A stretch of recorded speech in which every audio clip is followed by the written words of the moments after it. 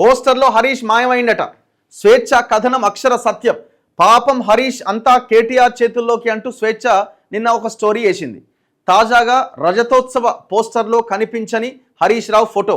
రగిలిపోతున్న సగటు బీఆర్ఎస్ కార్యకర్తలు. కీలక నేతను అవమానిస్తారా అంటూ మండిపాటు. ఇంతకైనా ఫోటోనే లేదా? ఊరిని అమ్మ, ఇది ఎక్కడలో లే. ఇక చలో వరంగల్, ఈడ కేటీఆర్ ఫోటో, ఈడ తండ్రి ఈడ కొడుకు, అంతే. కవిత ఫోటో కూడా లేదు చివరికి. పాపం ఆమెను కూడా ఆగండి, ఆమెను ముందే చెప్పినా కదా నేను. ఆమె అందుకే సపరేట్ దుకాణం పెట్టుకుందామే. మరి పార్టీ పెడుతుందా ఆమె, లేకపోతే వేరే పార్టీలకు పోద్దా అన్నది చూడాలి. ఇక హరీష్ రావును కూడా పొమ్మనలేక పొగబెడుతున్నారా?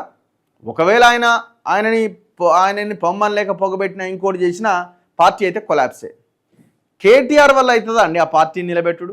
అసలు ఆయన వల్ల అయ్యే అవకాశం ఉందా? ఒక్క సగటు బీఆర్ఎస్ కార్యకర్త చెప్పండి. స్వేచ్ఛ పత్రిక ప్రచురించిన కథనం అక్షర సత్యమైంది.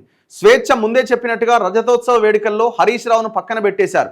ఆయన్ను కేవలం మెదక్ జిల్లాకే పరిమితం చేసినట్టు చెప్పకనే చెప్పారు. అసలు యాక్చువల్లీ ఎక్కడ జరుగుతుంది సభ?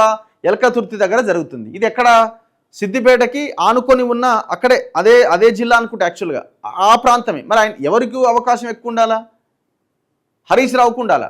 ఇప్పుడు ఏ బై ఎలక్షన్ వచ్చినా హరీష్ రావుకి అప్పగిస్తాడు, ఏ కష్టం వచ్చినా హరీష్ రావుకి అప్పగిస్తాడు. మరి ఈయన మీటింగ్ హరీష్ రావుకి ఎందుకు అప్పగించలే?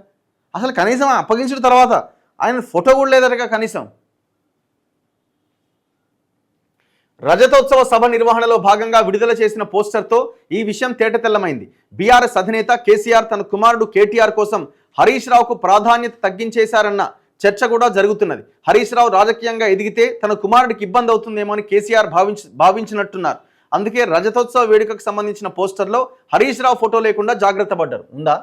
నమస్తే తెలంగాణలో వేస్తారు కదా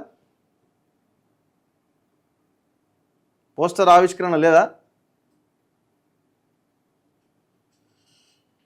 లేనట్టుంది. సో ఇట్లా ఆయన కూడా రెడీ అవుతున్నాడు. ఆయన లైన్లో ఆయన ఎజెండాను ఆయన చేసుకుంటూ ముందుకెళ్తున్నట్టే కనబడుతున్నది. అందుకే చెప్తున్నాను నేను, ఏదో రోజు భారీ బ్లాస్ట్ జరగబోతున్నది అతి త్వరలో ఈ పార్టీలో.